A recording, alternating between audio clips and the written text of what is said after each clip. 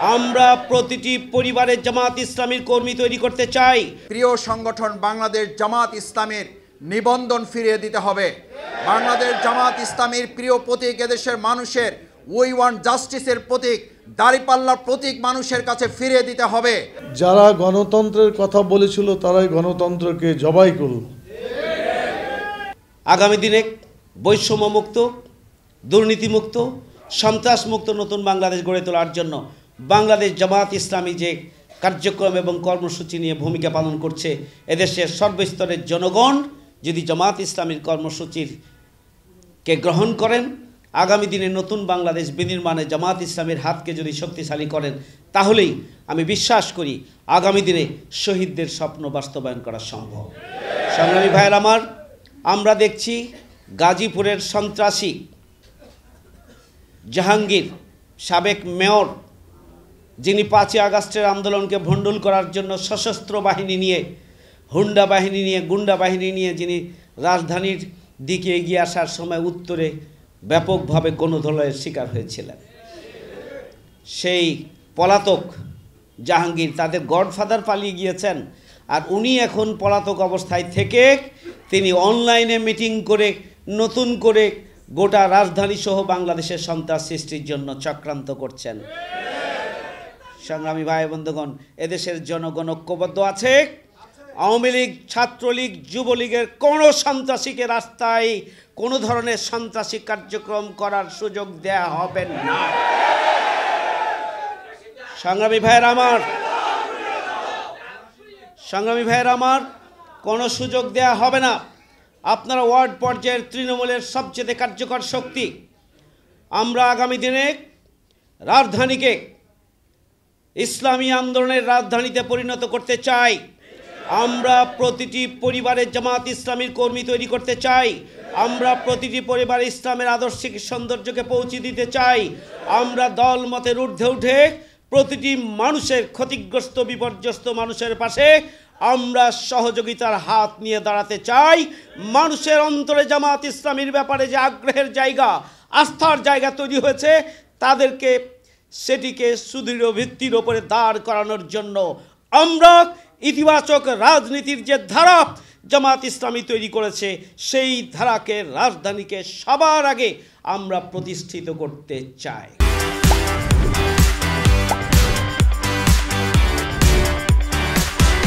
দেশের মানুষের কাছ থেকে প্রত্যাখ্যাত হয়েছে। আওয়ামী লীগের তৎকালীন নেত্রী তিনি দেশ ছেড়ে পালিয়েছেন। তাদের কিছু অনুসারীরা এখনও বিভিন্ন জায়গায় যারা উকিঝুঁকি দিচ্ছেন, কিংবা তাদেরকেও যদি কেউ আশ্রয় প্রশ্রয় দেওয়ার চিন্তা করেন, তাহলে তাদেরও আওয়ামী লীগের দোসর হিসাবে চিহ্নিত করে বাংলাদেশের জনগণ তাদেরকেও প্রতিরোধ এবং মোকাবেলা করবে। সেজন্য আমরা প্রত্যাশা করব, আমাদের জনগণের প্রত্যাশার আলোকে আওয়ামী লীগকে অতি সত্বর নিষিদ্ধ করে তাদেরকে আইনের আওতায় নিয়ে এসে সন্ত্রাসীদেরকে গ্রেপ্তার করে তারপরেই বাংলাদেশের জনগণের প্রত্যাশার আলোকে একটি নির্বাচন দিতে হবে। তার আগে অবশ্যই জনগণের প্রিয় সংগঠন বাংলাদেশ জামাত ইসলামীর নিবন্ধন ফিরিয়ে দিতে হবে। বাংলাদেশ জামাত ইসলামীর প্রিয় প্রতীক এদেশের মানুষের উই ওয়ান্ট জাস্টিসের প্রতীক, দাঁড়িপাল্লার প্রতীক মানুষের কাছে ফিরিয়ে দিতে হবে, এবং সেই আন্দোলন বাস্তবায়নের মধ্য দিয়ে আমরা আমাদের বাংলাদেশকে একটি, যারা গণতন্ত্রের কথা বলেছিল তারাই গণতন্ত্রকে জবাই করল। পরবর্তী পর্যায়ে মানুষ এটার বিরুদ্ধে আন্দোলন করল।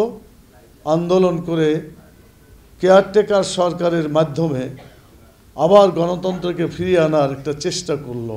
সাময়িকভাবে পরপর 2টি নির্বাচন বলা যায় গণতন্ত্রের কিছু স্বাদ জনগণ পেয়েছিল, কিন্তু এই শক্তিটি এইটাকে কন্টিনিউ করতে দিল না।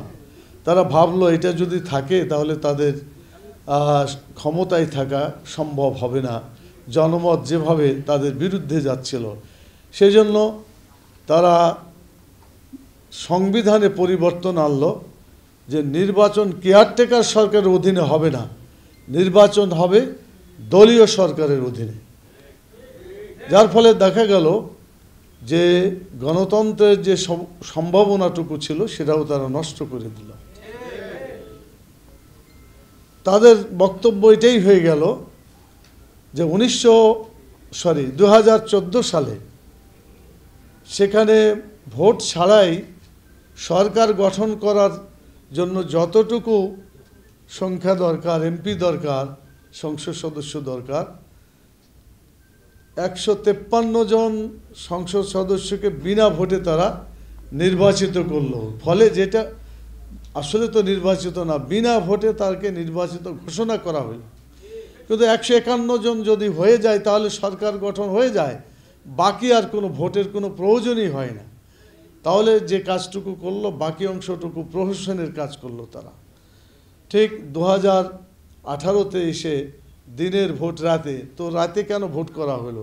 দিনে দেখতে পাবে অপরাধ করলে ধরা পড়বে বা ধরা পড়েছে কোনো কোনো ক্ষেত্রে, সেই জন্য এই ঝুঁকি থেকে বাঁচার জন্য দিনের ভোটকে রাতেই তারা সেখানে সম্পন্ন করলো, যেটাকে লোকেরা এভাবেই মানে এখন পরিচিত যে 2018 সালের ভোট ছিল